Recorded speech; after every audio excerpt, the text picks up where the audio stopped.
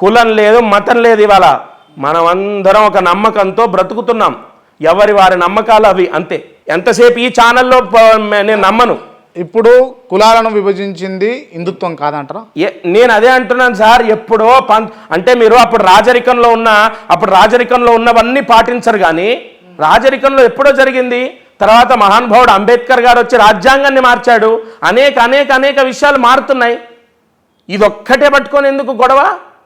అప్పుడు రాజులు ఉన్నప్పుడు ఇక్కడ దాకా పంచగట్టే వాళ్ళు పాయింట్ ఎందుకు వేసుకున్నారు? అడ్డగుండు కొట్టించుకునే వాళ్ళు ఇప్పుడు క్రాఫ్ ఎందుకు పెంచుతున్నారు? అన్నీ మారిపోయాయి కదా. మన ఆలోచన మారింది, మన విధానం మారింది, చైతన్యం వచ్చింది మనలో. ఓకే, దయచేసి కులాల మతాలు నా దగ్గర అయితే తీసుకురండి ప్లీజ్ సార్, హంబుల్ రిక్వెస్ట్. అది లక్ష్మీకాంత్ శర్మ గారు, ఇవన్నీ విషయాలు పక్కన పెడితే నిజంగా మీరు నమ్మే శాస్త్రం, మీరు నమ్మే జ్యోతిష్యం మీద నేను కొన్ని ప్రశ్నలు అడగాలనుకుంటున్నాను. ఎన్నైనా అడగండి, మీ ఇష్టం. చావు దగ్గరికి వెళ్ళిన వ్యక్తిని ఆయన శాస్త్రంలో గనక ఆయన బతకగలడు అని రాసి ఉంటే మీరు బతికించగలుగుతారా? ఆల్రెడీ లాస్ట్ టైం అడిగారు, మళ్ళీ చెప్తున్నాను.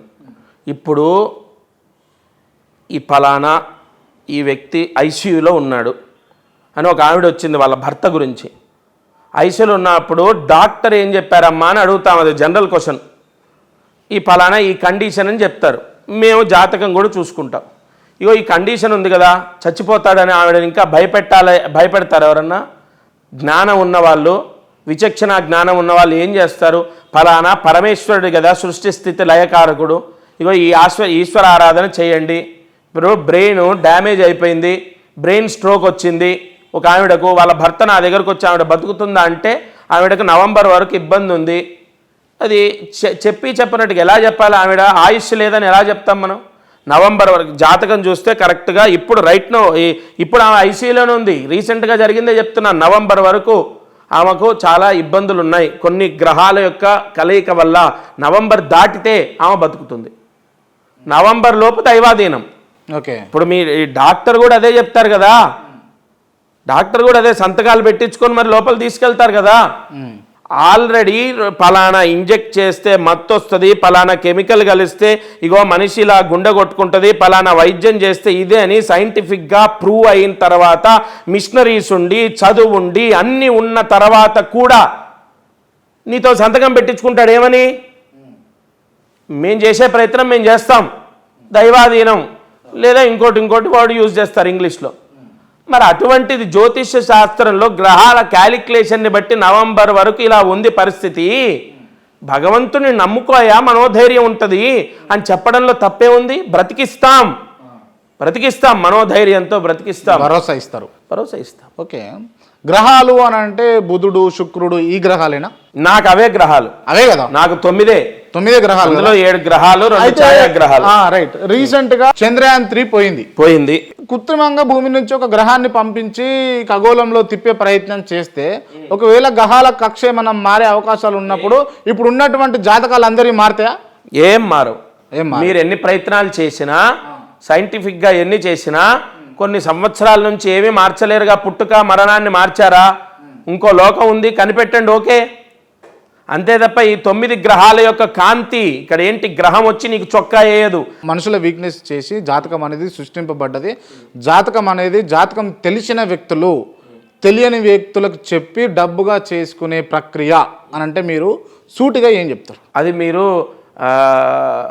మమ్మల్ని బాధ పెట్టడానికి వేసే ప్రశ్న. బాధ పెట్టడానికి ఎన్నిసార్లు చెప్పాలి? దానివల్ల నువ్వు ఇంత ప్రయత్నం చేసినా, నీ ముందు ఇంకా చేసినా, నీ తర్వాత చేసినా దేవాలయాలు ఏం తగ్గట్లేదు. ఎందుకు వస్తుంది మీకు? నాకేం రావట్లేదు, నాకు బాధ, ఆవేదన. ఇప్పుడు ఈ దేశంలో కాకుండా ఇతర దేశాల్లో గుళ్ళు కట్టడం మొదలుపెట్టారు. ఈ భక్తి అన్నది ఆగదండి, మా ధైర్యం అది. మీరు ఇప్పుడు దాన్ని ఏమంటారు, షుగర్, ఒక డయాబెటిక్ పేషెంట్ మాత్రం ఇన్సులిన్ లేకపోతే ఎలా మనిషి శరీరం కంట్రోల్లో ఉండదో, మేము నమ్మిన భగవంతుడు భక్తి, పొద్దున్నే లేవంగానే సూర్య నమస్కారం, లేదంటే ఫలానా దేవుడు, ఫలానా సంవత్సరానికి ఒకసారి తిరుపతి వెళ్ళాలి, ఇవన్నీ మా నమ్మకాలు. దేవాలయం, జ్యోతిష్యం, గ్రహాలు, నమ్మకాలు, ఇవన్నీ. వీటిని మీరు ఎన్ని ఇంటర్వ్యూలు చేసినా ఇది తరతరాలు పెరుగుతూనే ఉంది, ఏమీ తగ్గదు. ఇంటర్వ్యూల వల్ల వైరల్ అయ్యి ఇంకా జ్యోతిష్యం మీద గౌరవం పెరుగుతుంది, నమ్మకాలు పెరుగుతాయి. మీరు మాకు చేసే ఇదంతా కూడా మాకు చేసే ప్లస్సే. మా బోటి వాళ్ళందరికీ కూడా ఇంకా మనోధైర్యం మీకు ప్లస్ చేయాలనో లేకపోతే మైనస్ చేయాలనో చూడట్లేదు, జనాలకు నిజాలు తెలవాలని చెప్పేసి ఇంటర్వ్యూ. జనాలకు విషయం ఆల్రెడీ తెలిసింది. జ్యోతిష్యం మూఢనమ్మకమా రోజులు పోయినాయి. క్లారిటీతో ఉన్నారు వాళ్ళు. రైట్ శర్మ గారు, మీరు జ్యోతిష్యము దేన్ని ఆధారంగా చేసుకొని చెప్తా ఉంటారు? మీరు గ్రహాల యొక్క సంచారాన్ని. ఇప్పుడు నా జ్యోతిష్కం లాస్ట్ టైం చెప్పారు కదా, అవును. ఇంకొక జ్యోతిష్యం చెప్పాలనుకుంటే నిజంగా దేన్ని ఆధారం చేసుకుంటారు మీరు? అదే చెప్పడం. ఇప్పుడు ఒక వ్యక్తి యొక్క టైం, పుట్టినటువంటి టైం ఉంటుంది కదా, టైము డేట్ ఉంటుంది కదా, ఆ నక్షత్ర ప్రభావం మనిషి పైన ఎలా ఉంది, ఏ నక్షత్రంలో పుట్టాడు, లగ్నం ఏంటి, లగ్న తనుభావం ఏంటి, లగ్న పంచమ భాగ్యాధిపతుల యోగం ఏమిటి, ఇప్పుడు ధనాధిపత్యాన్ని బట్టి వాడు డబ్బు తండ్రి ఆస్తిని కరగదీస్తాడా ఇంకా పెంచుతాడా, ధన దశమాదులను బట్టి ధన దశమ స్థానాలను బట్టి వాడు ఉద్యోగం చేస్తాడా, వ్యాపారం చేస్తాడా, లేదా కూర్చొని తింటాడా, ఇలా ఆ లగ్నాన్ని బట్టి బేస్ చేసుకొని మనము గ్రహాల యొక్క స్థితి గతులు. అంతెందుకు, నీ జాతకంలోనే లగ్నం కన్యా లగ్నం, దశమంలో సూర్యుడు కుజుడు ఉన్నాడు, లగ్నాధిపతి యొక్క స్థానం అది. అందుకే ఈ మీడియా రంగంలో ఉన్నావు, అది సబ్జెక్ట్ నేను చెప్పక్కర్లే, పుస్తకంలోనే ఉంది. మరి నిజంగా క్రాంతి ఫలానా సంవత్సరంలో పుడతాడనేం కాదుగా, 1930లోనే అప్పుడే రాశారుగా ఆ పుస్తకం. 2 గ్రహాలు దశమంలో కలిస్తే అవి రవి కుజులు అయితే, ఇగో ఫలానా మీడియా రంగంలో కానీ లేదా ఫలానా లాయర్ అంటే వాదన వేయటం కానీ, ఇప్పుడు మీరు వేసేది వాదనే, ప్రశ్న అయినా అది వాదనే కదా, అటువంటి రంగాల్లో వాళ్ళు చలామణి అవుతారనే ఉంది కదా. మరి అదే ఇక్కడ మ్యాచ్ అవుతుంది ఎందుకు? నా సబ్జెక్ట్ తప్పైతే, నా జ్యోతిష్యం కరెక్ట్ కాకపోతే మీరు హోటల్ బిజినెస్ పెట్టండి, కలిసి వస్తే, ఇదే ఛాలెంజ్, మీరు హోటల్ బిజినెస్ పెట్టండి కలిసి వస్తే, అప్పుడు మీరు ఇంటర్వ్యూ చేసి ఛీ నీ జ్యోతిష్యం ఏంది, జనాలను మోసం చేసుకుంటే ఏంట్రా నీ కథ ఏంది అని అప్పుడు గట్టిగా అడుగు. హోటల్ బిజినెస్ పెట్టి క్లిక్ అవ్వాలి. ఇప్పుడున్న ప్రశాంతత ఉండాలి, ఇక్కడ డబ్బు కాదు, ప్రశాంతత, మంచి ఆదాయం, కారు, తల్లి తండ్రి తమ్ముడు అందరితో రిలేషన్. హోటల్ బిజినెస్లో డబ్బు బాగా సంపాదిస్తే మీకు కలిసి రాని వ్యాపారం అది. మీ జాతకం నేను చూసా కదా, చతుర్థ సప్తమాధిపతి గురువు మీకు పూర్ణ పాపి బాధకుడు ఆ లగ్నానికి. మరి ఎలా చెప్తున్నా, ఏ ధైర్యంతో చెప్తున్నా? పుస్తకంలో ఉన్నదే మాట్లాడుతున్నాను సార్. ఓకే శర్మ గారు, తల్లి కడుపులో ఇంకొక 2 రోజులు అయితే జన్మిస్తాడు అనగా వ్యక్తి, శిశువు తల్లి కడుపులో నుంచి చనిపోతాడు. ఓకే, ఇంకా పుట్టలే. ఓకే, మీరు వాడి జాతకం రాయకూడదు. లగ్నం ఎక్కడ తెలుస్తుంది? లగ్నం ఎలా తెలుస్తుందండి? పుట్టిన లగ్నాన్ని బట్టే కదా జాతకం తెలిసేది. అందుకే ఇందాక చెప్పా, మీరు ఇటువంటి ప్రశ్నలు వేస్తారని. ఏది పోయినసారి వాడికి పేరు లేదు, ఊరు లేదు, తండ్రి లేడు, ఎవడు లేడు, వాడి జాతకం ఎలా చెప్తారని అడిగినట్టే వేస్తారనే. లగ్నం కావాలి ఇక్కడ. లగ్న యోగమే మనిషికి అనేక అనేక అనేక స్థితిని, వారి యొక్క పరిస్థితిని తెలియజెప్తుంది. కాబట్టి ఆయన జాతకం నేను చూడను. రైట్. లక్ష్మీకాంత శర్మ గారు రాజకీయ నాయకులది, సెలబ్రిటీలది ఎప్పుడు చెప్తాడు జాతకాలు? లక్ష్మీకాంత్ శర్మ నువ్వు ప్రశ్న వేయి, ఫలానా ప్రశ్న వేయి, ఎందుకు చెప్తాడు టైం. ఇప్పుడు మీరు జాతకం చెప్పడం కావాలి నాకు, రాజకీయ నాయకుడు అయితే ఏంటి, క్రాంతి అయితే ఏంటి, ఇంకొక ఎవరైతే ఏంటి నాకు. ఇప్పుడు నేను ఒక ప్రశ్న అడగాలి మిమ్మల్ని, అడగండి. వేణుస్వామి చెప్పే జాతకాలన్నీ నిజమేనా? ఇక్కడ నేను అడిగేది సమాధానం చెప్పండి. మీరు ప్రశ్న వేయట్లే, గొడవలే పెడుతున్నారు. గొడవ పెట్టిన నా పాండిత్యం ఏంటో ప్రూవ్ చేసుకోండి సార్. ఫలానా వాళ్ళ గురించి నేను ఏమన్నా ఎగ్జామ్ చేసేటటువంటి జడ్జినా? నేను జడ్జినా అండి? అసలు దానికి ఆన్సర్ ఉండదు నా దగ్గర. ఆన్సర్ ఉండదు, అస్సలు ఉండదు. ఓకే, అంతే. ఇప్పుడు ఫలానా ఒక యాక్టర్ దగ్గరకు వచ్చి ఈయన సరే నేను మంచి ప్రశ్న అడుగు. మీరు జాతకం ప్రకారం ఇవన్నీ చెప్పేడుతుంటే ఇంక ఎలక్షన్లు ఎందుకు, ఇవెందుకు అవెందుకు? ఎలక్షన్లో కోడ్ ఒకటి పెట్టుకొని అదే రోజు ముఖ్యమంత్రిని డిక్లేర్ చేసుకుంటూ అయిపోతుంది కదా. జాతకం ప్రకారము ఇప్పుడు మీరు ఒక ఎలక్షన్ డేట్ వస్తుంది, ఆ డేట్లో ఫలానా వ్యక్తి ముఖ్యమంత్రి అని చెప్పి మేము చెప్తున్నాం. నీకు ఫలానా పోల్ వాళ్ళు చెప్తున్నారు, ఫలానా వాళ్ళు చెప్తున్నారు. గ్రహస్థితిని బట్టి వారి యోగాన్ని మనం క్యాలిక్యులేట్ చేస్తున్నాం. అది ఏందో అని చెప్తున్నాం. ఎలక్షన్ కోడ్ అంటే ఇక్కడ నేను అదే పూర్తిగా ఇగో ఫలానా జ్యోతిష్కుడు చెప్పిందే ఇది అని జనాలు ఎవ్వరు కూడా బిలీవ్ చేయరు కదా. నిరూపితమైన ఆధారం ఉండాలి. ఎలక్షన్స్ పెట్టింది ఎందుకు? నా భావన, నా గ్రహాల యొక్క క్యాలిక్యులేషన్ అన్నది నా భావన నేను వ్యక్తం చేస్తున్నాను, ఫలానా ఈయన ముఖ్యమంత్రి అని. జనాలందరూ కూడా ఇప్పుడు ఇక్కడ మనకు అదే రాజ్యాంగం, స్వేచ్ఛా హక్కు. అంబేద్కర్ గారు మనకి ఇచ్చింది అదే కదా, ఓటు హక్కు ఇచ్చింది ఎందుకు? ఇక్కడ ప్రతి ఒక్కరూ కూడా వారి యొక్క ఇష్టాన్ని అక్కడ నిరూపిస్తారు. గ్రహాల యొక్క యోగం కూడా ఉంటే అతను ముఖ్యమంత్రి అవుతారు. ఇప్పుడు ఫిబ్రవరి 17వ తారీఖు 1954లో పుట్టారు కేసీఆర్ గారు.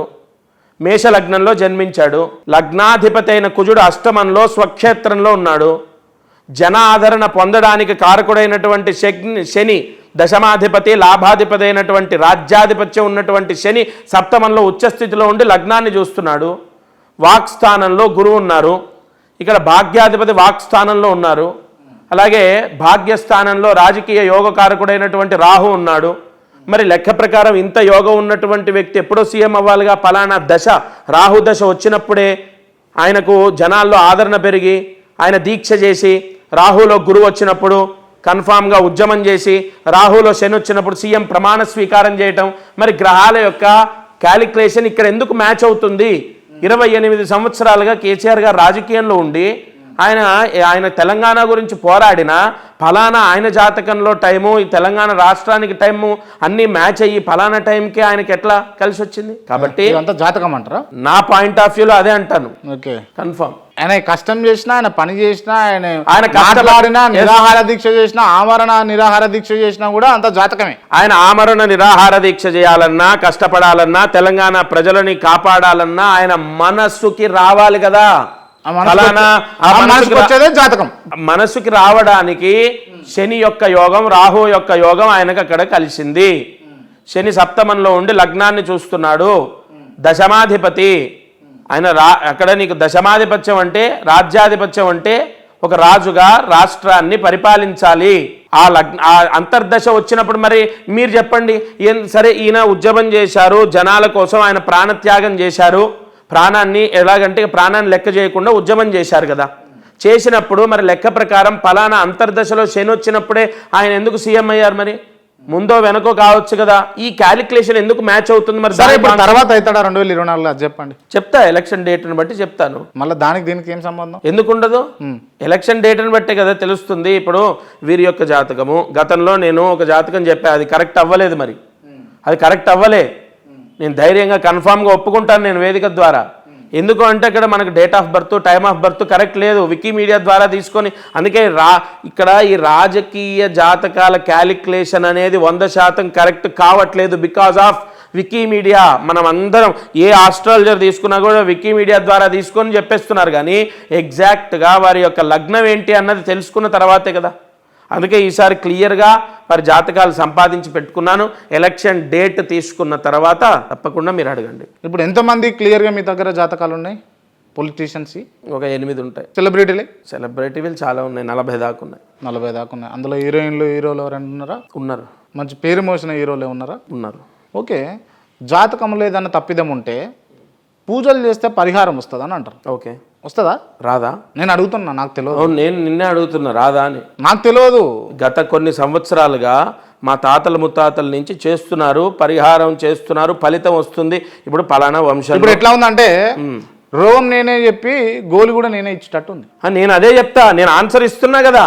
ఇప్పుడు ఒక తండ్రి మా నాన్నగారు చెప్పింది, తాతగారు చెప్పింది పాటించాడు, బాగుపడ్డాడు, వ్యాపారం చేశాడు, సక్సెస్ అయ్యాడు. కొడుకు నేను చెప్పేది వింటున్నాడు, వాళ్ళ కొడుకు.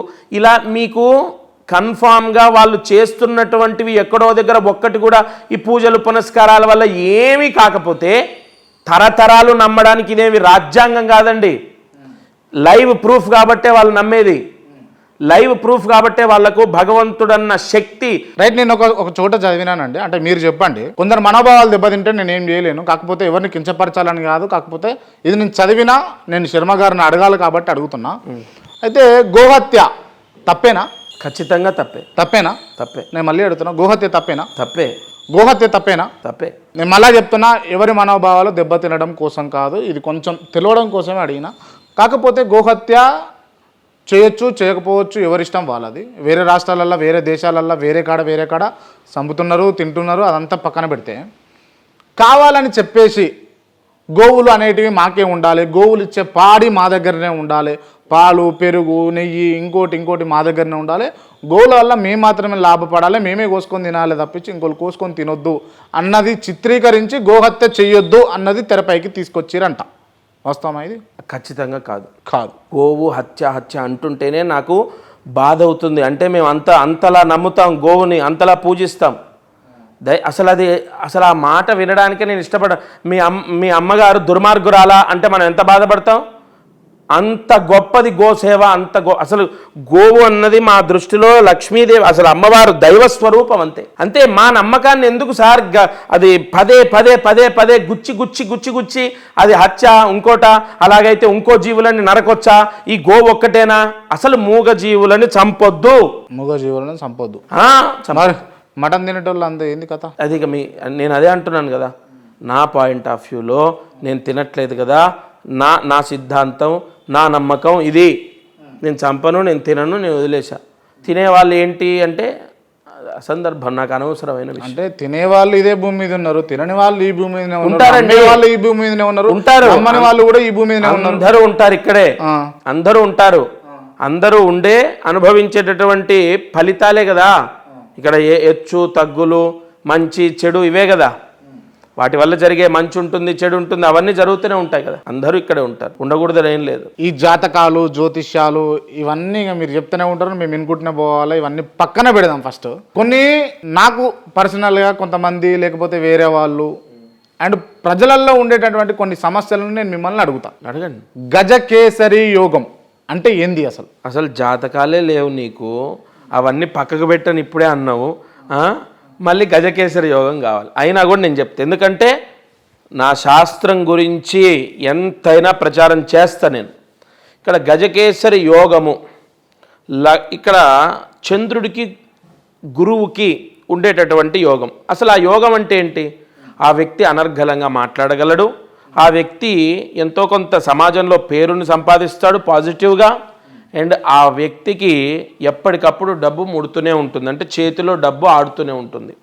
ఈ గజకేసరి యోగం ఎలా ఫామ్ అవుతుంది అంటే, ఇక్కడ ఎలా పడితే అలా చంద్రుడు గురువు కేంద్రంలో ఉంటే గజకేసరి యోగాన్ని ప్రిడిక్ట్ చేయకూడదు.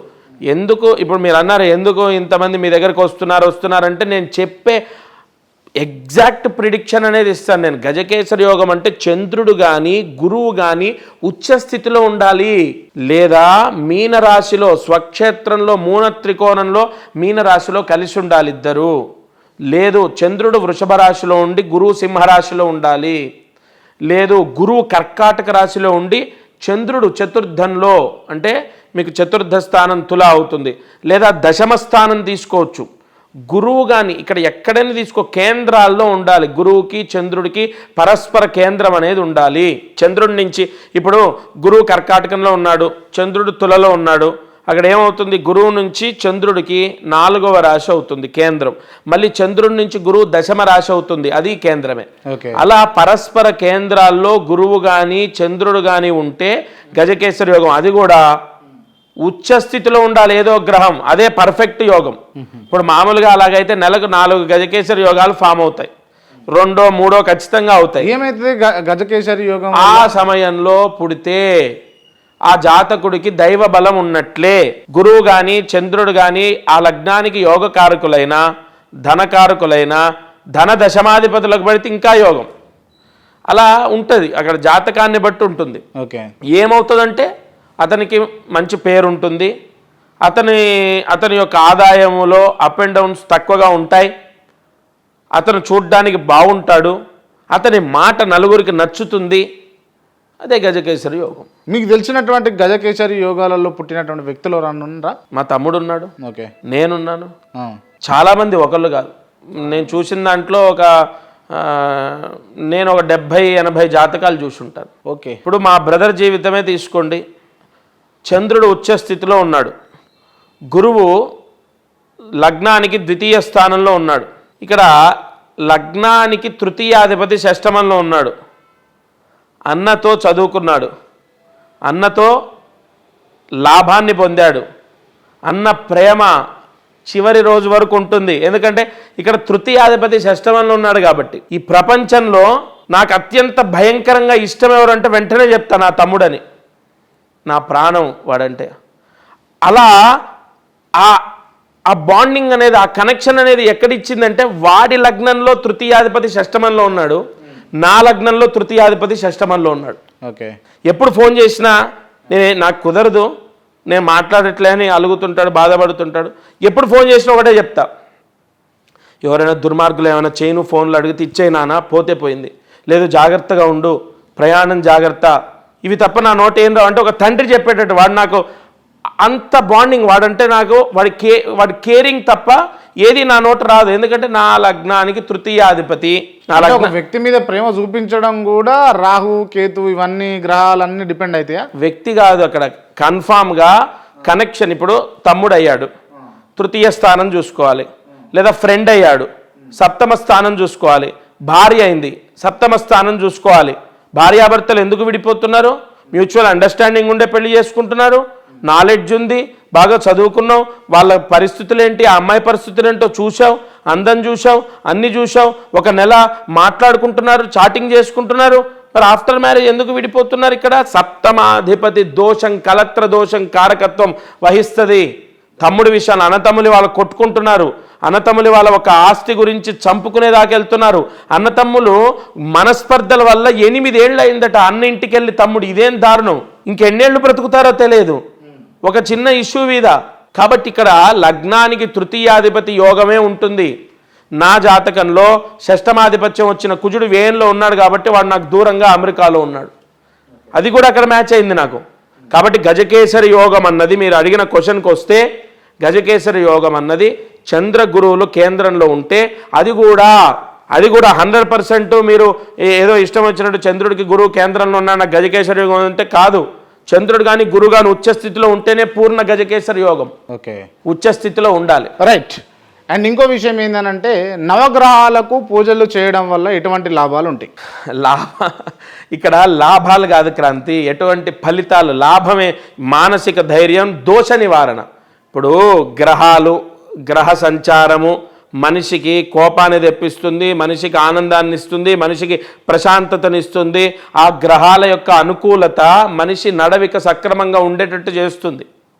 శ్రీకాళహస్తిలోకి వెళ్ళి లక్షలాది మంది ఎందుకు పరమేశ్వర దర్శనం చేసేది? దక్షిణ కైలాసం అని పేరెందుకు? ఆయన యొక్క దర్శనంతోనే గ్రహశాంతి జరుగుతుంది తెలుసా. నవగ్రహాల యొక్క ఆరాధన. ఫలానా గ్రహము, ఇప్పుడు రేపు గురువారం విశాఖ నక్షత్రం వస్తోంది.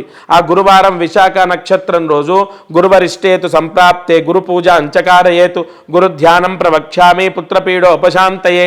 ఈ స్తోత్రాన్ని 108 సార్లు పఠిస్తే ఎవరి జాతకంలో అయితే గురువు నీచలో ఉన్నాడో, గురువు రాహుతో కలిసి ఉన్నాడో, లేదా గురువు యోగకారకుడు కాదో వారికి ఆ దోష నివారణ జరుగుతుంది. గురువరిష్టేతు సంప్రాప్తే గురు పూజాంచకారయేత్ గురు ధ్యానం ప్రవక్ష్యామి పుత్రపీడోపశాంతయే. ఇది స్తోత్రం. ఇది ఎప్పుడు చదవాలి అన్నదే రహస్యం. రోజు నేను చదువుతానండి, రేపటి నుంచి నేను ఐఏఎస్ కొడతానా? ఇది నెక్స్ట్ నీ క్వశ్చన్. నేను అడిగేది ఏంటంటే ఇక్కడ పాయింట్, ఇక్కడ రహస్యం ఏంటంటే, ఇక్కడ గురువు నక్షత్రంలో గురువారం వచ్చిన రోజున ఈ 108 సార్లు ఈ గురుగ్రహం యొక్క స్తోత్రాన్ని పఠిస్తే విశేష యోగం. ఇక్కడ ఈ రహస్యం అన్నదే జ్యోతిష్య శాస్త్రం. నక్షత్ర గ్రహ రాశి కలయిక. ఓకే, అది ప్రిడిక్ట్ చేయడమే మేము చేసేదంతే. దాన్ని వివరణ చేయటం, దాన్ని బోధించడం. ఇవాళ గురువారం విశాఖ నక్షత్రం, లేదా గురువారం పూర్వభాద్ర నక్షత్రం, లేదా గురువారము పునర్వసు నక్షత్రం. ఈ 3 నక్షత్రాల్లో గురువారం వచ్చినప్పుడు నేను చెప్పిన స్తోత్రం చదివి చూడండి. ఓకే, జాతకంలో శనిగ్రహం చూస్తేనో ఉంటేనో మంచిదవుతుందా చెడవుతుందా? లగ్నాన్ని, ఇప్పుడు మేష లగ్నం ఉంది, మేష లగ్నానికి శని యోగకారకుడు, అర్ధయోగకారకుడు. ఇక్కడ దశమాధిపత్యం వచ్చింది కాబట్టి శనిగ్రహము ఒకవేళ మేష లగ్నానికి నీచలో ఉన్నాడు, ఏది లగ్నంలోనే ఉన్నాడు అనుకో, ఇక వాడి వాదనకు ఎవ్వడు కూడా చెప్పలేరు. ఇక ఒకవేళ అతనే మీ పొజిషన్లో అక్కడ కూర్చొని ఉంటే నన్ను గెలవనియాడు. నేనేం చెప్పినా నేను చెప్పిందే రైట్ అంటాడు. ఇక మూర్ఖత్వం, మూర్ఖం మూర్ఖం మూర్ఖం అంటే చెడ్డగే కదా, మంచి కాదు, మంచి కాదు. అదే శని మళ్ళీ సప్తమంలో ఉచ్చస్థితిలో ఉంటే నలుగురి మాట వింటాడు, మళ్ళీ ఆయన సొంత నిర్ణయం ఆయన తీసుకుంటాడు, తెలివిగా వ్యవహరిస్తాడు. ఇక్కడ జాతకంలో శని ఉంటే అని భయపడొద్దు. శని పూర్ణంగా నష్టాన్నే ఏం తీసుకురాడు. శని యోగకారకుడు, శని ధర్మకారకుడు, శని ధర్మాన్ని బోధిస్తాడు. శని వచ్చినప్పుడు అసలు జీవితం అంటే ఏంటో తెలుస్తుంది. శని అంతర్దశలు ప్రత్యంతర్దశల్లో మంచి పేరు ప్రఖ్యాతులు పొందుతాం, లేదా పొజిషన్ని పొందుతాం, జాబ్ని పొందుతాం, లేదా జాబ్ మారుతాం, ఇల్లు కొంటాం. శని కారకత్వాలు చాలా ఉన్నాయి. ఇల్లు మారడానికి, ఇల్లు కొనడానికి, లేదా జాబ్ రావడానికి, విదేశాలకు వెళ్ళడానికి, స్థాన చలనానికి. ఇక్కడ లగ్నానికి, అదే మిథున లగ్నానికి శని భాగ్యాధిపతి యోగకారకుడు. అదే మిథున లగ్నానికి శని యోగిస్తాడు, మళ్ళీ శని దుస్థానాల్లో ఉంటే మిథున లగ్నానికి శుభుడవుతాడు శని, మరి దుస్థానాల్లో ఉంటే యోగించడు. కాబట్టి ఇక్కడ శని ఎక్కడ యోగిస్తాడు, శని ఎక్కడ దోషము అన్నది వాళ్ళ లగ్నాన్ని జాతకాన్ని బట్టి ముడిపడి ఉంటుంది. ఓకే, ప్రస్తుతం వృశ్చిక రాశి, మీరు ఒక పాయింట్ ఇన్ని మాట్లాడాం కదా, వృశ్చిక రాశి వారికి శని పూర్ణ దృష్టి దశమ దృష్టి వృశ్చిక రాశి పైన పడింది. ఈ వీడియో చూసే వాళ్ళు ఉన్న వృశ్చిక రాశి వాళ్ళు అవును కదా నా జీవితం ఇలానే ఉంది అనుకుంటారు. చూడండి ఏంటి అంటే ఇక్కడ వృశ్చిక రాశికి ఏమైపోయింది, రాహు షష్టమంలో ఉన్నాడు, గురువు షష్టమంలో ఉన్నాడు. ఇక్కడ ఈ రాశికి శని చతుర్థంలో ఉండి దశమ దృష్టితో రాశిని చూస్తున్నాడంటే అర్ధాష్టమ శని. చాలామంది జాబులు కోల్పోతున్నారు వృశ్చిక రాశి వారు, చాలామంది డబ్బు పోగొట్టుకుంటున్నారు, వ్యాపారంలో నష్టాలు ఎదురవుతున్నాయి. వృశ్చిక రాశి వారిలలో చాలామంది ఇప్పుడు నేను జాతకాల్లోనే నేను అనురాధ నక్షత్రం లేదంటే జ్యేష్ఠ నక్షత్రం లేదంటే విశాఖ నక్షత్రం 4వ పాదం వృశ్చిక రాశి ఇవే వస్తున్నాయి జాతకాల్లో కూడా. వృశ్చిక రాశి అంటే అమ్మ మీకు ఉద్యోగం సమస్య అని నేనే అడుగుతున్నాను, ఎందుకంటే అది ఫిక్స్ అయిపోయింది. అలాంటి పరిస్థితి శని వచ్చాక, శని మారాక, శని దృష్టి దశమ దృష్టి పూర్ణ దృష్టి, శని తృతీయ దృష్టి ప్రథమ దృష్టి, శని సప్తమ దృష్టి ద్వితీయ దృష్టి, శని దశమ దృష్టి పూర్ణ దృష్టి. కాబట్టి ఈ దృష్టి దోషాలు కూడా రాశుల వారు అనుభవిస్తారు, గోచార ఫలితం అంటారు దాన్ని. మళ్ళీ జాతకంలో అదే శని యోగకారకుడు అయితే కొంత బ్యాలెన్స్ అవుతుంది. ఈ గోచారంలో కొట్టిన దెబ్బ ఏం చేస్తుంది, వెంటనే వేరే జాబు ఇప్పించడం, లేదంటే ఆ జాబులోనే కొంత వర్క్ ప్రెషర్ పెరగడం, లేదంటే తుదిలో ఇప్పుడు బండి కింద పడ్డాను కానీ నాకేం కాలేదు బండి డ్యామేజ్ అయింది అంటూ ఉంటారు. అలా ఆ లగ్నానికి శని యోగకారకుడు అయితే గోచారంలో వచ్చినటువంటి శని ఇబ్బందులు కేవలం 20% ఉంటాయి. ఎందుకంటే ఆయన యోగాన్ని ఇచ్చే ఫలితం యోగాన్ని ఇవ్వాలి కదా. అలా శని యోగిస్తాడా, శని దోషాలు ఉంటాయా ఉండవా అవన్నీ జాతకాన్ని బట్టి వాళ్ళ రాశి నక్షత్రాన్ని బట్టి చెప్పాలి.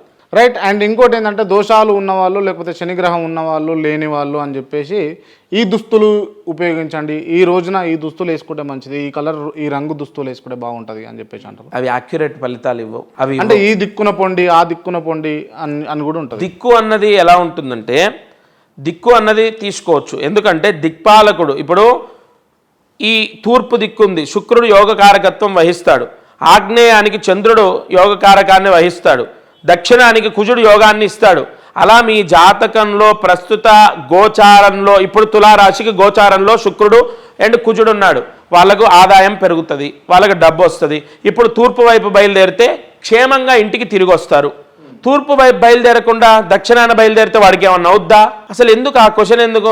మనం ఎలాగో బయలుదేరుతాం, నీకేం 10 కిలోమీటర్ల చుట్టూ ఔటర్ రింగ్ రోడ్డు మీద ప్రదక్షిణాలు చేసేం వెళ్ళమనట్లేదు. ఇక్కడ ఈ దిక్కులు అన్నటువంటివి కూడా నమ్మొచ్చు, కానీ ఈ ఫలానా దుస్తులు ఫలానా అన్నటువంటిది నేను ఎక్కువగా దాన్ని బిలీవ్ చేయను.